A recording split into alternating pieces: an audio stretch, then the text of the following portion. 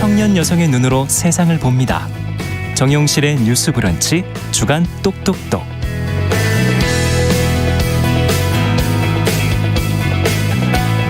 네, 금요일에는 항상 첫 코너 주간 똑똑똑으로 시작을 합니다. 청년 여성들의 시각으로 다양한 주제 같이 이야기 나눠보고 있습니다. 오늘도 두 분 자리해 주셨어요. 개관올레 이진송 편집장 안녕하세요. 안녕하세요. 네, 그리고 청소년 페미니스트 네트워크 위티의 양지혜 활동가 안녕하세요. 네, 반갑습니다. 네, 자 오늘 두 분과 함께 바디 프로필에 관한 얘기를 좀 해보려고 그러는데 이런 바디 프로필 촬영이 정말 유행인가요? 맞아요? 저는 주변에서 못 느껴서. 네.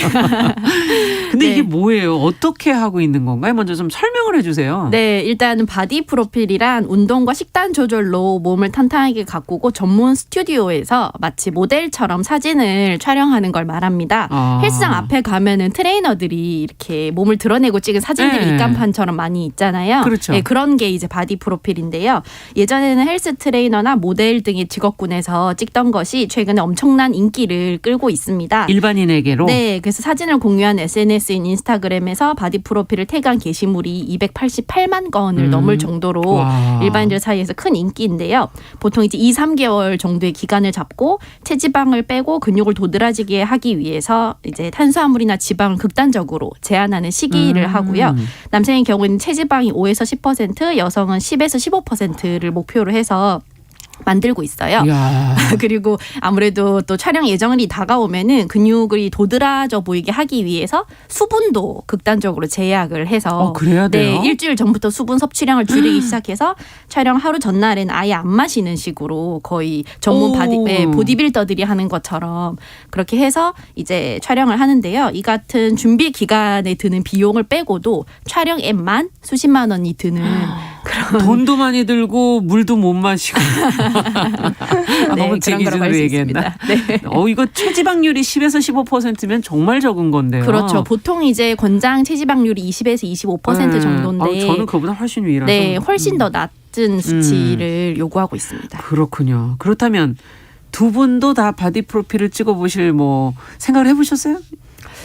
사실 지금으로선 특별히 하고 싶은 생각은 없는데 내 몸이 어디까지 날씬해질 수 있는지 궁금해서 살을 10kg 넘게 뺐던 20대 초반에 이런 게 유행했다면 저도 찍었을 것 같다는 생각은 해봤습니다. 극단적으로 뺐을 때 얼마나 10kg를 빼셨다고요? 10kg 넘게 뺐어요. 그때 한 13, 14kg 정도. 그런 시기가 누구한테나 좀 있는 것 같은 거예요. 내가 어디까지 뺄 수 있나? 네, 뺄 수 있나? 내가 약간 어디까지 나를 통제할 수 있나? 이런 걸 약간 테스트해보는 시기가 누구한테나 좀 있는 것 같기는 합니다. 그렇군요. 네. 야, 어떠셨어요?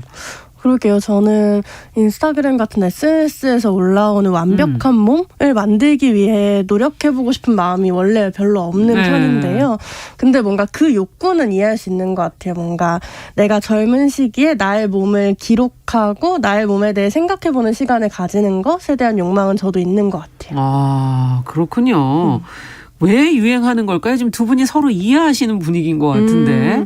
일단은 최근의 경향을 놓고 보면 이미지 중심의 SNS가 유행하는 게 일단은 첫 번째 이유라고 생각을 해요. 예전에는 몸을 아름답게 재현하는 게 이게 직업인 모델이나 이제 그렇죠. 보디빌더 같은 사람한테만 제한되는 일이었다면 이 요즘에는 일반인들에게도 적용이 되기 시작해서 이거를 자연스럽게 많이 드러낼 수 있고 그럴수록 이제 좋아요라든가 관심을 많이 받을 수 있는 문화권이 되었기 때문이라고 생각을 하고요. 그리고 다이어트 산업이 건강한 몸을 이제 새로운 목표로 삼았습니다. 그냥 날씬하기만 한 몸으로는 이제 부족하고요. 여성도? 네, 그래서 근육이 근육도 약간 적당히 있는? 있고, 네, 운동을 해서 탄탄하게 가꾼 몸이 이제 다이어트 산업의 새로운 이상적인 기준으로 떠오르기 시작하면서 네. 그냥 가늘가늘 여리여리한 게 아니라 운동을 해서 근육이 좀 적당히 있고 날씬한 몸이 자기 관리를 잘한 것.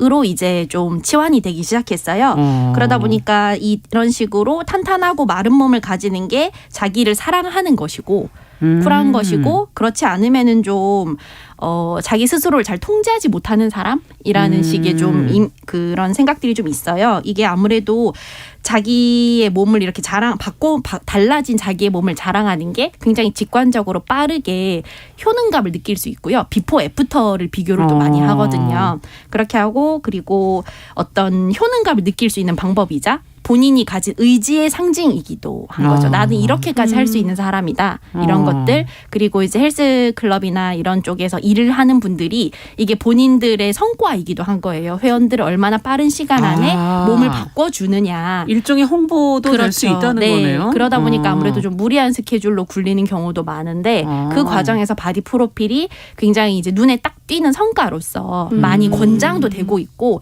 헬스클럽에서 상담을 받으면은 종종 권유하는 경우도 많아요. 일반인들한테도. 일반인들한테. 네네. 어떻게 보세요? 저는 이 바디 프로필 문화가 미라클 모닝 같은 뭔가 생산적이고 더 훌륭하고 좋은 삶을 살아야 된다라는 어떤 사회적인 논의들에서 좀 비롯됐다라고 생각하는데 이를테면 코로나 이후에 더더욱 개인의 삶의 지표들을 보여주는 게 중요해졌다고 생각해요.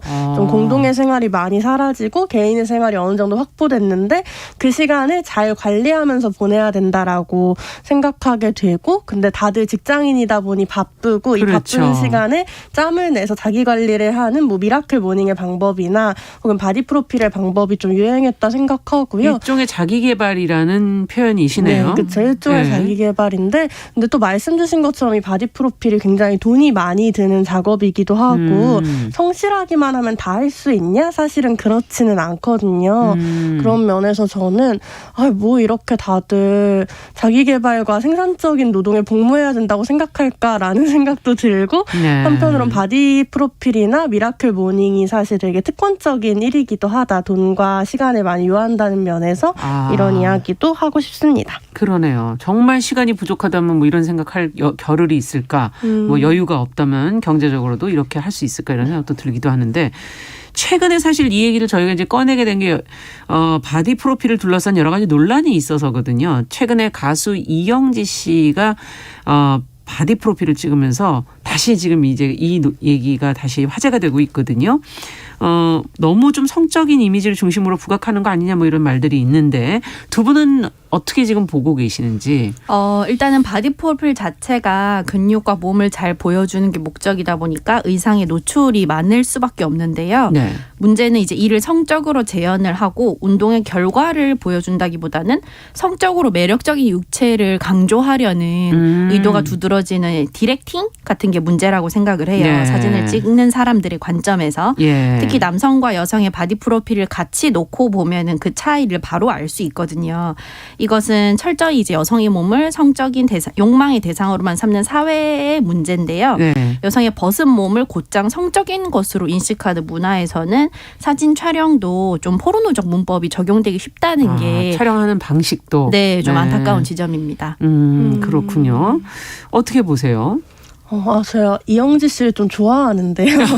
팬이십니까? 저도 좋아합니다. 저 이영지 씨의 아이트 팬인데 그래서 이 논란을 보고 되게 많이 복잡한 마음이 들었어요. 왜냐하면 제가 이영지 씨를 좋아했던 이유는 뭐 제로투라고 불리는 소위 성적 어필을 하는 댄스를 되게 성적 어필을 안 하는 방식으로 춘다거나 뭐 여자애는 조심해야지 이렇게 말하는 세상에서 되게 거침없이 말하잖아요. 그래서 그런 모습들을 보면서 되게 이영지 씨를 좋아하게 됐었고 20살의 여자가 꼭 지켜야 한다고 얘기하던 문법을 깨우던 스타였다는 점에서 이 이영지 씨의 바디 프로필이 더더욱 많은 이들에게 좀 의외적이라고 느껴지는 것 같아요. 그러네요. 지금까지 얘기와.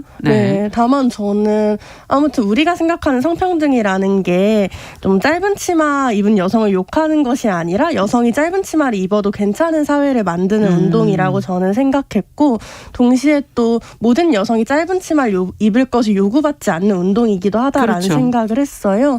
그래서 이영지 씨의 바디 프로필 자체에 대해서 그 욕망에 대해 되게 존중하고 응원하지만 이영지 씨가 다른 방식으로 이미지 관리나 자기 관리를 할 수 있는 세상이 올 수 있으면 더 좋겠다라는 생각도 많이 들었고요. 그러니까 이를테면 그의 작업물의 변화는 이미지 변화가 아닌데 그의 몸의 변화는 너무 많은 대중들에게 쉽게 이미지 변화로 느껴지는 것에 대한 고민들도 있었고 또 한편으로 그럼에도 이런 욕망들이 왜 사회적으로 생겨날까에 대한 좀 더 많은 고민과 논의들이 필요하지 않을까 생각을 했습니다. 네. 어떻게 보세요?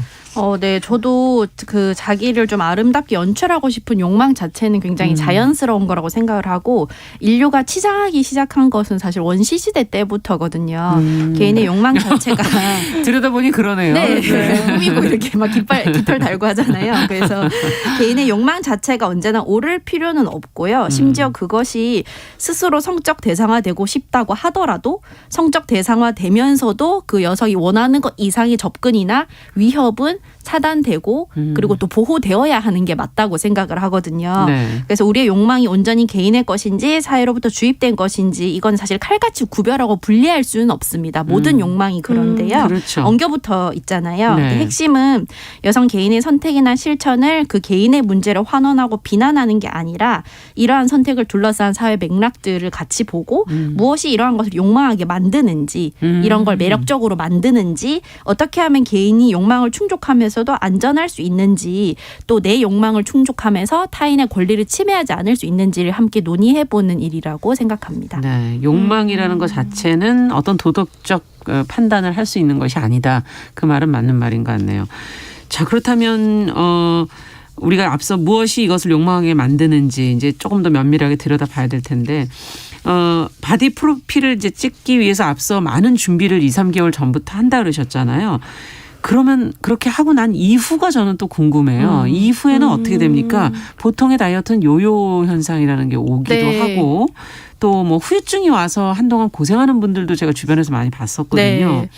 일단은 바디 프로필이 2, 3개월짜리 프로젝트인데요. 몸은 예. 항상성이 있기 때문에 그렇게 짧은 시간에 큰 변화를 주면은 당연히 이제 문제가 원상 회복. 생깁니다. 네. 그래서 제 주변에도 찍은 친구들이 많이 아주 빠른 시간 안에 다시 체중이 돌아오는 것뿐만 아니라 이제 여러 가지 갑작스러운 식이 변화나 고강도 운동, 수분 조절 때문에 부작용을 겪었는데요. 예. 예를 들면 체지방을 갑작스럽게 줄이면서 이제 렙틴을 분비한 지방이 줄어들다 보니까 폭식증이 생기기 쉽고 이거는 좀 정신적인 문제기도 하거든요. 집착하게 음식을 된 거죠. 네, 극단적으로 줄이다 보면은 여기에서 좀 지속적으로 과도하게 관리를 해야 만족하게 되는 그런 심리적인 문제가 생기고 그러다 보니까 음식을 과도하게 제한하는 것과 또 음식에 과도하게 집착하는 식이 장애가 생기기도 합니다. 그리고 아무래도 이게 또 수분을 제한하는 문제가 있다 보니까 전문가들 같은 경우에는 콩팥이나 이런 체내 대사 문제에 대해서도 많이 걱정을 하고 있고요. 그렇군요. 네, 간 수치에 대해서도 좀 많이 경고가 있는 편입니다. 아이고 여기저기에 문제가 생길 수가 있는 네. 거군요. 네. 이에 대해서 어떻게 보세요?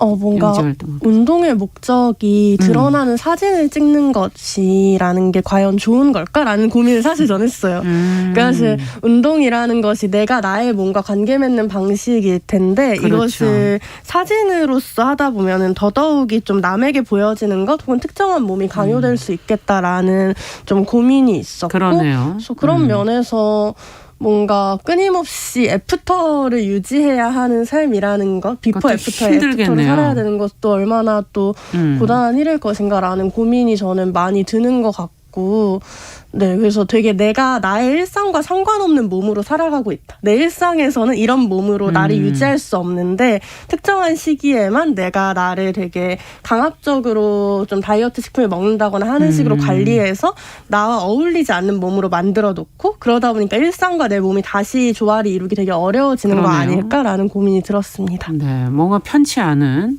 맞아요. 방식이고 자 나의 몸과 관계 맺는 방식이 운동이다 이런 얘기도 좀 해주셨는데 김학연님께서는 겉보기에 그치는 게 아니라 자신과의 결국은 싸움, 목표, 자신감, 정신적, 육체적 건강 이걸 얻을 수 있으니까 나쁘진 않은 거 아니냐. 그저 보기에 야하다 뭐 이렇게 얘기하시는데 그건 관점의 차이 아니냐 뭐 이런 지적을 지금 해주셨어요. 조금 더 저희도 들어가서 좀 더 생각을 해보죠. 몸이라는 게 이렇게 바디 프로필 찍는 요 형태만 있는 걸까? 그럼 어떻게 다른 다양한 몸도 있는 거 아닐까? 뭐 사실 건강한 몸이 네. 꼭 체지방이 적고 근육이 도드라지는 몸만은 아니거든요. 그래서 바디 프로필이 건강을 위해서 한다는 말이 바디 프로필 준비 과정에서 알 수 있듯이 반드시 건강과 함께 가는 그런 경로는 아닙니다. 그래서 개그우먼 김민경 씨의 운동 능력에서 입증되었듯이 건강은 날씬한 몸과는 맞아요. 무관하다는 인식이 좀 더 깊이 뿌리 내릴 필요가 있다고 생각을 해요. 네. 양재 활동학에서 님께서 어떻게 보십니까? 저도 댓글로 말씀 주신 것처럼 이것이 야에서 문제냐라고 했을 때 그렇지 않다고 생각하고 꼭 뭔가 노출이 많은 몸이 야한 몸이다라는 그렇죠. 것도 되게 편견적이라고 생각을 해요. 또 한편으로 바디 프로필은 아무튼 성취감을 느끼고 내가 여기까지 도달했다라는 것에 그 목적을 두고 있다 보니 앞으로도 뭔가 자연스러움이나 일상과 연결된 모습은 아닐 것이라고 생각하는 거죠. 그랬을 때 저는 조금 더 일상을 살아가는 몸이 더 조명되면 좋겠다라고도 생각하고 또 한편으로는 나의 몸의 다양한 지점들의 성장을 찍을 수도 있지 않을까? 이를테면 뭐 내가 권투를 배우고 권투가 몸에 체화된 상태로 바디 프로필을 찍는다거나 그렇죠. 뭐 이런 식의 변화도 가능하지 않을까라고 생각하고 좀 저는 내 몸의 변화를 기록하는 즐거움이 내 삶을 파괴하거나 타인의 시선에 내 삶이 갇히게 되는 요소로 변하지 않으면 좋겠다. 그렇게 될 수 있도록 다 같이 고민해보자라고 제안드리고 싶습니다. 네, 바디 프로필을 내 몸의 변화를 찍는 것으로. 지금 김나경님께서 김민경님 얘기해 주시니까 김민경님 화이팅. 다양한 몸을 존중하는 자기 스스로 존중하는 방식이 필요하다는 의견도 같이 주셨습니다. 자, 오늘 주간 똑똑똑 바디 프로필 유행과 관련해서 저희가 좀 생각해볼 문제들 청소년 페미니스트 네트워크 위티의 양재 활동가 개관올레 이진성 편집장 두 분과 함께 생각해봤습니다. 말씀 잘 들었습니다. 감사합니다. 감사합니다. 네, 정용실의 뉴스 브런치 1부 마치고 잠시 후에 돌아오겠습니다.